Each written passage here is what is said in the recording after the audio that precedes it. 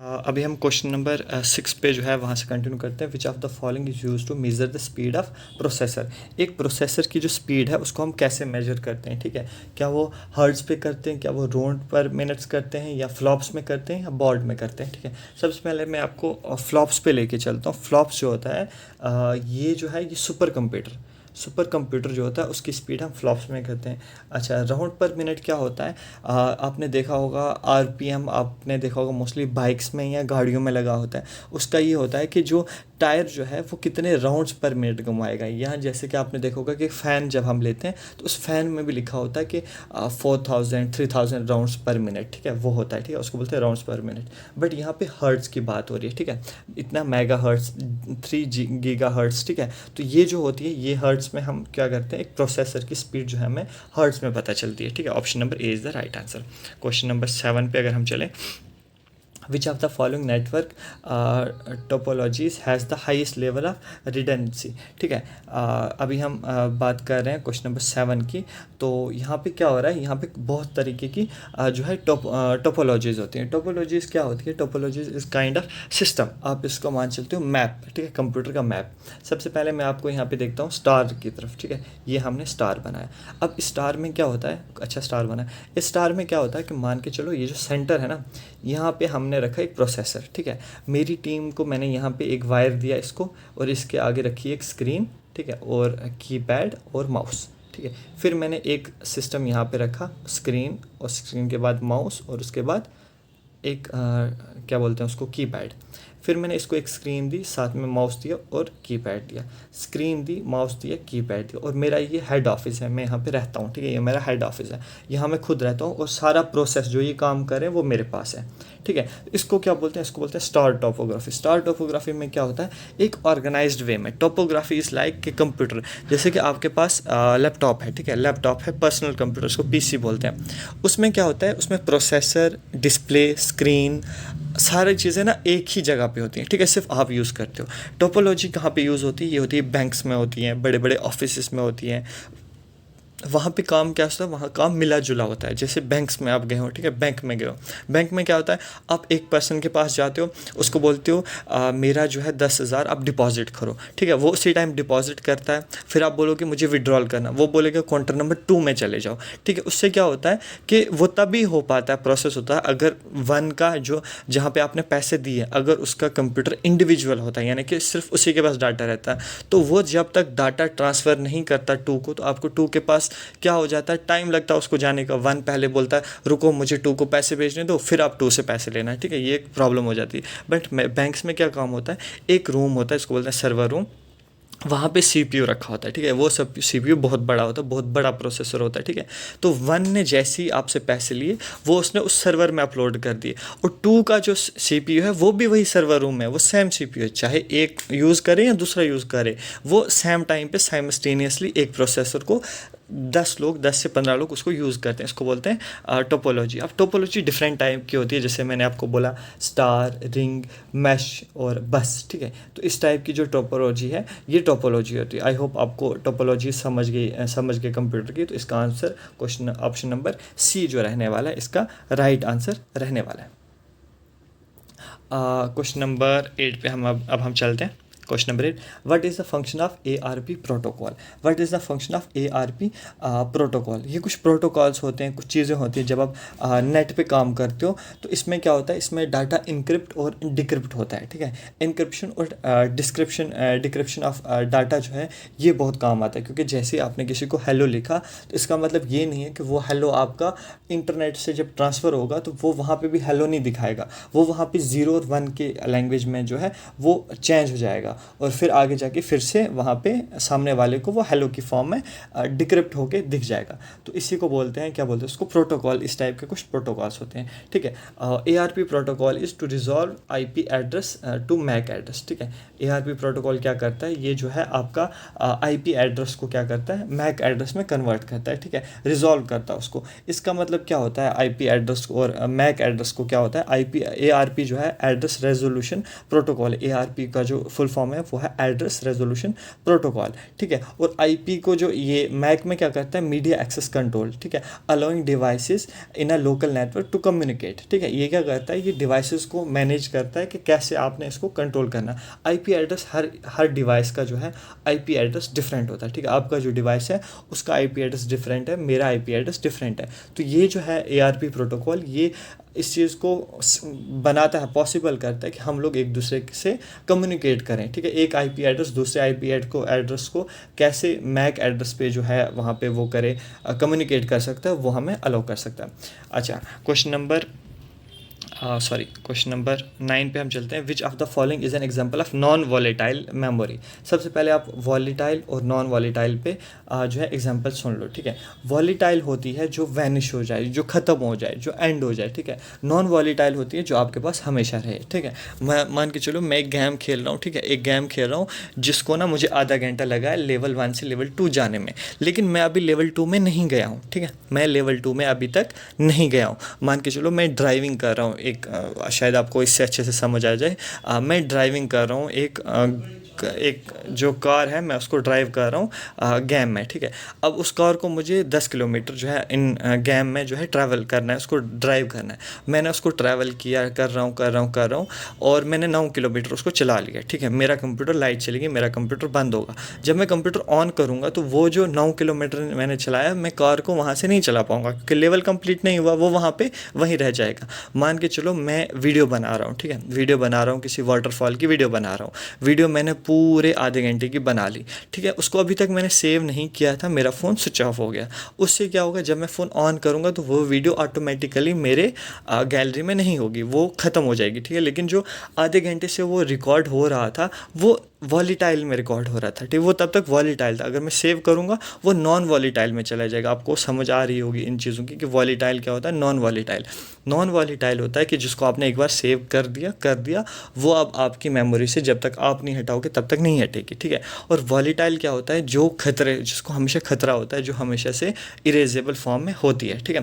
तो यहाँ पे आपको दिख रहा होगा SSD, ठीक है, सॉलिड स्टेट ड्राइव जो है ये एक SSD होती है। सॉलिड स्टेट ड्राइव्स ये जो होती हैं ये कंप्यूटर में लगी होती है और हमारे फ़ोन्स में भी होती हैं, ठीक है। ये मान के चलो एक मेमोरी कार्ड की तरह है, ठीक है। आपने जो चीज़ इसमें डाल दी वो वहाँ पे सेव रहेगी जब तक आप उसको जब तक आपको उसको डिलीट नहीं करोगे, ठीक है। रैम क्या होती है, आपने देखो आपके फ़ोन में 2 चीज़ें होती हैं। एग्जाम्पल आपके फ़ोन की लेते हैं, आपने देखा होगा आपके फ़ोन में 4 GB रैम होती है और 68 GB रोम होती है, ठीक है। अब क्या होता है, 64 GB रोम होती है। अब इसमें आप फ़ोटोज़, ये 64 है ना, इसको आप यूज़ करते हो आपके फ़ोन में फ़ोटोज़ डालने के लिए, इसको आप यूज़ करते हो अपने फ़ोन में वीडियोज़, एप्लीकेशन, जो भी वट एवर जो आपका डाटा होता है वो आप इसमें रखते हो। लेकिन ये जो 4 GB होता है ये पता कब यूज़ होता है, आपने इंस्टाग्राम खोला, ठीक है, जो आपका 500 MB का जो इंस्टाग्राम है वो इस 4 GB को यूज़ करेगा। फिर आपने यूट्यूब खोला, वो जो यूज़ करेगा मेमोरी वो यहाँ से करेगा, फिर यहाँ से करेगा। जितने भी ऐप आप देखोगे, आप अगर 10 से ज़्यादा ऐप खोलोगे फ़ोन में आपका फ़ोन हैंग होने लगेगा। क्यों? क्योंकि इसकी कैपेसिटी 4 GB की है, ठीक है। वो ये 4 GB यूज़ करेगा, क्योंकि वो तभी यूज़ करेगा जब आप कोई एप्लीकेशन यूज़ करते हो, ठीक है। तो वो हो गया रैम और रोम के, मैंने आपको डिफरेंस समझा दिया, ठीक है। फिर कैशे क्या होता है, कैशे होता है कि आप अपने फ़ोन में कंप्यूटर में क्या होता है, बार बार कोई चीज़ खोल रहे हो। मतलब आपके फ़ोन में कोई बुक है, ठीक है, वो आप लैपटॉप में बुक बार बार खोल रहे हो। आज आपने 10 पेजेस पढ़े, कल आपने 20 पेजेस पढ़े, फिर 15 पेजेस पढ़े। तो कैशे जो मेमोरी होती है इसमें क्या होता है, इसको पता चल जाता है कि जो यूज़र है, जो मेरा ओनर है, जो कंप्यूटर का ओनर है, वो बार बार किस चीज़ का यूज़ करता है। तो कैशे क्या करता है, कैशे मेमोरी वो होती है, वो क्या करती है, वो उस बुक को ना कैशे में आ जाता है, ठीक है। क्यों आ जाता है कि जब जैसे हम कंप्यूटर खोलेंगे, माई कंप्यूटर खोलेंगे, तो वहाँ पे ऑटोमेटिकली वो वाली बुक वहाँ पे होगी। वो वाली बुक क्यों होगी, क्योंकि कैशे मेमोरी को पता चल जाएगा कि ये जो बुक है ये बार बार जो है एक्सेस हो रही है। जो ऑनर होगा शायद उसको यही वाली चीज़ यूज़ करनी, इसलिए मैं यही चीज़ पहले रखती हूँ, बाकी चीज़ें बाद में रखती हूँ, ठीक है। उसको बोलते हैं SSD के, मैंने आपको बता दिया। और रजिस्टर भी जो होती है ये एक टाइप की मेमोरी होती है जो हमें जल्दी एक्सेस करने में हेल्प करती है, ठीक है। ये ज़्यादा कैशे और ये जो रजिस्टर होते हैं ये एक कंप्यूटर में, बड़े से बड़े कंप्यूटर, बड़े से बड़े फ़ोन में 2 या 4 MB के होते हैं। इससे ज़्यादा कैशे कभी होता नहीं है, बहुत महंगी होती है, ठीक है। Question number, just a second. So अभी हम डिस्कस कर रहे हैं question number 10, which of the following is an example of a system software. System software और एप्लीकेशन सॉफ्टवेयर दो तरीके के सॉफ्टवेयर होते हैं, एक सिस्टम सॉफ्टवेयर, एक होता है एप्लीकेशन सॉफ्टवेयर। सिंपल सी बात मैं अगर ये बताऊँ तो एप्लीकेशन सॉफ्टवेयर वो होता है जो आप प्ले स्टोर से इंस्टॉल करते हो। आपने व्हाट्सएप, इंस्टाग्राम, स्नैपचैट, जो भी चीज़ें आपने डाउनलोड करी वो एप्लीकेशन सॉफ्टवेयर होती हैं, ठीक है। सिस्टम सॉफ्टवेयर होता है आपके फ़ोन में, आपने देखा होगा एक ऐप होता है, इसको बोलते हैं सेटिंग, ठीक है। अब आप सेटिंग को नहीं कर सकते ना कहीं से डाउनलोड, ना उसको डिलीट कर सकते हो, ठीक है। वहीं आपने देखा होगा आपके फ़ोन में अलार्म रखा होता है, आपके फ़ोन में कोई ऐसी चीज़ रखी होती है, प्ले स्टोर रखा हुआ है, आपके फ़ोन में ऑपरेटिंग सिस्टम है, ठीक है। आपके फ़ोन में कैमरा कैसे ऑपरेट होगा उसके पीछे भी तो सॉफ्टवेयर होती है। तो ये चीज़ें जो होती हैं ना, ये चीज़ें इनको बोलते हैं सिस्टम सॉफ्टवेयर, यानी कि फ़ोन का अपना सिस्टम, ठीक है, उसको बोलते हैं सिस्टम सॉफ्टवेयर। और एप्लीकेशन सॉफ्टवेयर जैसे कि मैंने आपको बोला, डॉक्यूमेंट रीड करना है, व्हाट्सएप, फेसबुक, जो जो चीज़ें आप डाउनलोड करते हो, डिलीट करते रहते हो, वो एप्लीकेशन सॉफ्टवेयर होती हैं। इनमें से पूछ रहा है विच of the following is an example of system software, इनमें से सिस्टम सॉफ्टवेयर कौन सी है। देखो वेब ब्राउज़र है, आप वेब ब्राउज़र कभी ओपेरा मिनी यूज़ करते हो। अच्छा, वो पुराने लोग ओपेरा, अगर आप में से कोई ओपेरा यूज़ करने वाला है तो बताना। ओपेरा मिनी होता था, ठीक है। ये क्या होता है, ये एक एप्लीकेशन सॉफ्टवेयर होता है, आप कोई भी अपनी मर्ज़ी से आप डाउनलोड कर सकते हो। एंटीवायरस सॉफ्टवेयर, आप कोई भी एंटीवायरस, आपने देखा होगा आपके फ़ोन तो नहीं ना बताता कि ये वाला एंटीवायरस सॉफ्टवेयर आप यूज़ करो क्योंकि आपने हमारा फ़ोन लिया, ऐसा नहीं है। आप अपनी मर्ज़ी से कोई भी एंटीवायरस सॉफ्टवेयर यूज़ कर सकते हो। वर्ड प्रोसेसर, MS वर्ड जो होता है, ये भी एक एप्लीकेशन सॉफ्टवेयर होता है, ठीक है। इससे आप अपना काम करो, लेकिन ऑपरेटिंग सिस्टम आप चेंज नहीं कर सकते। अगर आपने फ़ोन लिया है एंड्रॉयड का, तो आपका जो है वहाँ पे एंड्रॉयड ही होगा। आप एंड्रॉयड को मैक, यानी कि एप्पल का ऑपरेटिंग सिस्टम अलग होता है, तो आप उसको एप्पल में कन्वर्ट नहीं कर सकते क्योंकि आपने फ़ोन लिया है एंड्रॉयड का, तो ऑपरेटिंग सिस्टम भी एंड्रॉयड वाला ही होगा। जैसे इसकी एग्जांपल ये देता हूँ मैं, अगर आपने फ़ोन लिया है रियलमी का, ठीक है, जब आप उसको ऑन करते हो वहाँ पे लिखा आता है रियलमी, तो ये रियलमी ही दिखेगा। आप चाहे जो मर्ज़ी कर लो, फ़ोन जब ऑन करोगे तो रियलमी ही आएगा। आप उस चीज़ को चेंज कभी नहीं कर सकते। आप ये नहीं कह सकते जहाँ रियलमी आ रहा है वहाँ मेरा नाम आ जाए, जहाँ रियलमी आ रहा है वहाँ सैमसंग आ जाए, ऐसा नहीं हो सकता।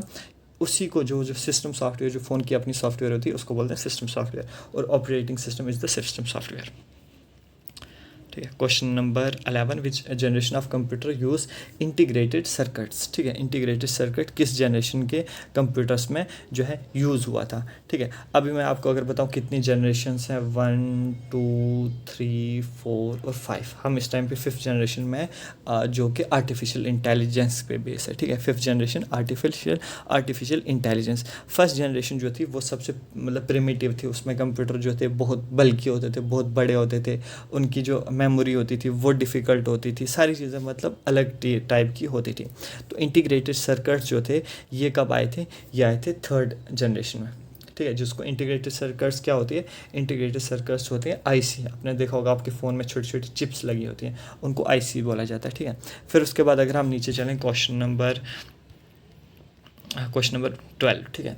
What does GUI stand for in computer terms. GUI किस लिए स्टैंड करता है, GUI का मतलब होता है ग्राफिकल यूज़र इंटरफेस, ठीक है। ग्राफिकल यूज़र इंटरफेस, तो option number A is the right answer, graphical user interface, ठीक है। अब मैं क्या कर रहा हूँ, मैं आपको ये भी कह सकता था, जितने भी मैंने 12 के 12 क्वेश्चन करे, कि ये क्वेश्चन नंबर है, इसका आंसर ये है, ये क्वेश्चन नंबर, इसका आंसर ये। मैं ट्राई कर रहा हूँ अपने एंड से कि आपको one of the best example दूँ, ताकि आपको जो चीज़ें हैं ये चीज़ें कभी भूलें ना, ठीक है।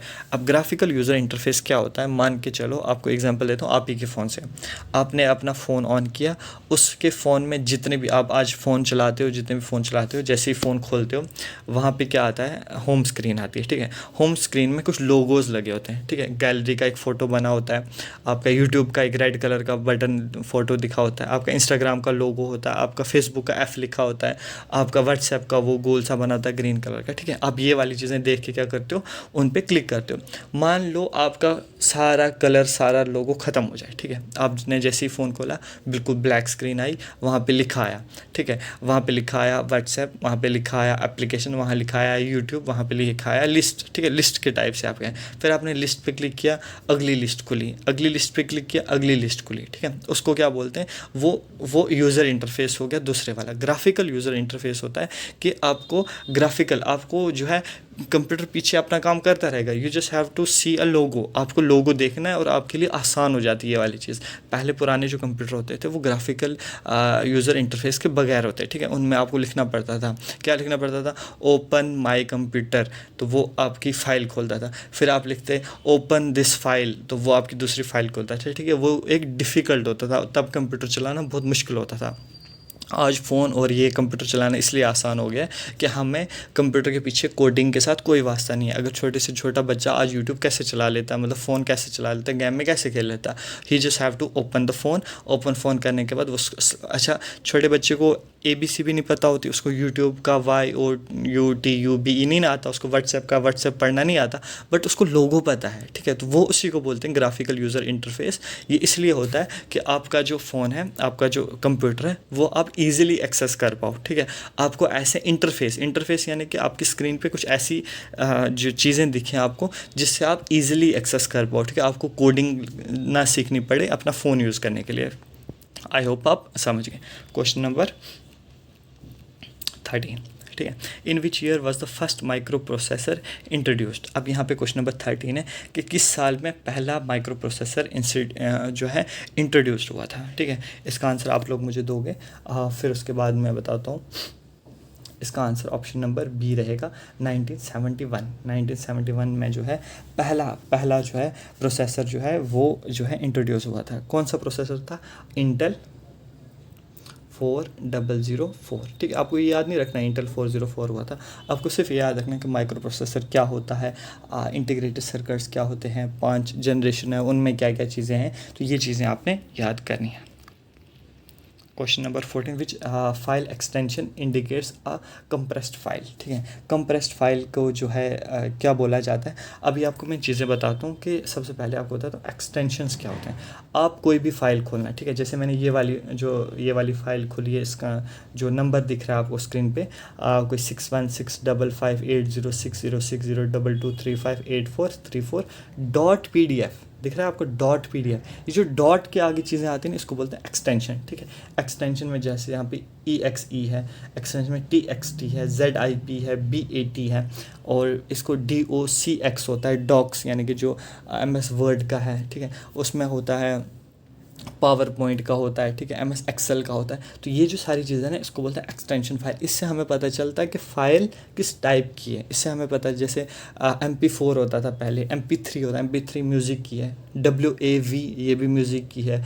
अच्छा, आजकल जितने भी जैसे PDF आ रहा है तो हमें पता चल रहा है ये पोर्टेबल डॉक्यूमेंट फ़ाइल है, तो इनसे हमें एक्सटेंशन से हमें पता चलता है ये फ़ाइल किस टाइप की है। तो अगर हम कंप्रेस्ड फाइल की बात करें तो ZIP, ठीक है, ZIP जो है ये एक फ़ाइल होती है जिसको हम बोलते हैं कंप्रेस्ड फाइल। कंप्रेस्ड फाइल का मतलब कि अगर आप, जैसे कि मुझे यूनाइटेड स्टेट्स ऑफ अमेरिका यानी कि अमेरिका एक डॉक्यूमेंट भेजना है जिसकी जो है 80 MB का है, कितना है, 80 MB का है। अब जो है यहाँ पे आपको पता है कि ईमेल में एक लिमिट होती है, आई थिंक 30 MB या 25 MB या 21 MB जो है।